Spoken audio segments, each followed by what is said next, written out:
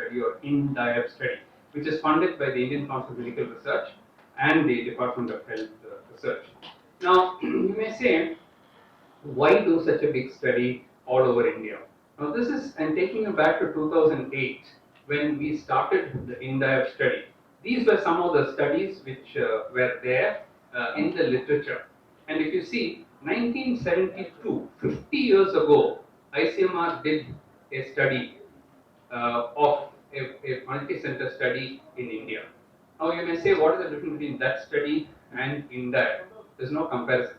Because when Ahuja did this study in 1972, only 6 cities were studied.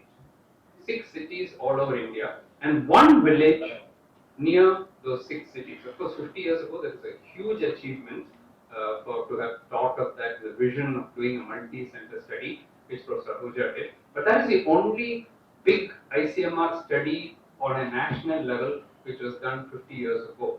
The difference between that study and this study is that Professor Ahuja selected 6 cities in India randomly, representing north, south and all that, and then selected 6 villages, literally 6 villages. Here, it's a representative sample of the whole state.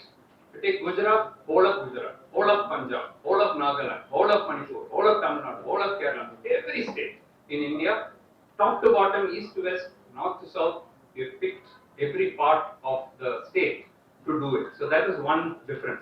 Also, if you see, even by 2008, you see the urban prevalence slowly going up. Now, these are all mostly cities. You'll say Chennai, and all that coming up there quite often.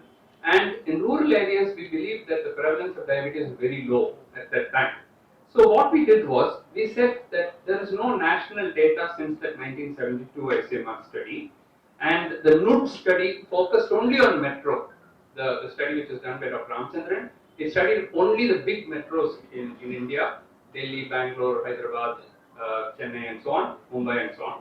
And then there was another study done by the PODIS study, which left out all the metros and looked at only small towns and villages. So there's no study which has actually done the whole thing, everything together, cities, small cities, 2-tier, 2nd, 3rd-tier, and villages and so on.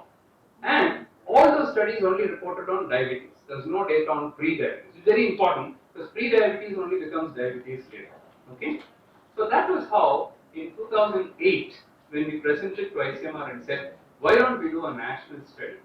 And that is how the ICMR-INDIAB study was born. Now, when we proposed this to them, we actually thought we'll do one in north, one in south, one in east, one in west.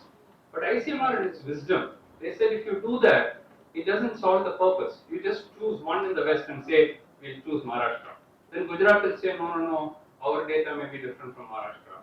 You select Kerala in the south, they'll say, Andhra will say, no, that is different, ours is different from Kerala. So they said it's a state subject. Health is a state subject. If you're doing it, you better do it properly. You do every state in the country. Now that changed the whole equation because in the whole world, believe it, ladies and gentlemen, in the whole world, no country has attempted it. US has not attempted it. Canada has not attempted it. China has not attempted it. To do the whole country, state by state by state, they all do patchy work. OSDAP studies 6 places in Australia. Here, there, they pick 5, 6 places and they do that. Even the Chinese studies, the biggest Chinese study was 40,000 people. That was 5, 6 places in China. This is 113,000 people, representative of 1.4 billion people in India. Totally a representative study. Such a study has never been done in the world. And that is how INDIAB addresses all this.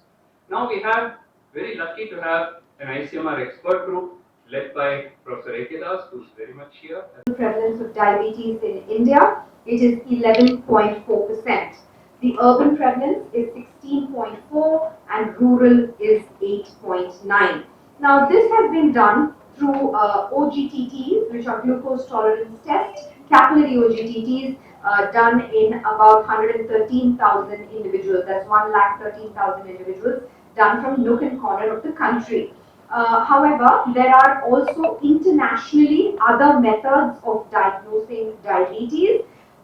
Those are through the A1C and other methods. So we also have prevalences that is done through the A1C criteria, the HbA1c, and a combination of the OGTT and A1C. Now, in our country, the best method is the OGTT. Accepted method by the RSSDI and other national guidelines is the OGTT, and hence we have used that method for all estimations of burden calculations.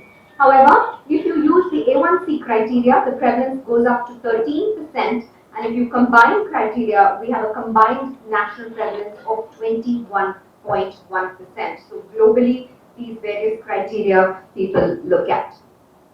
Now shown here are maps of the country. So this is urban India, this is rural India, this is overall together.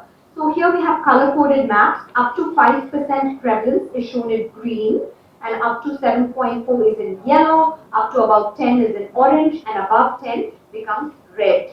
So if you look at urban India, this is diabetes prevalence. Almost the whole country is showing high prevalence of diabetes.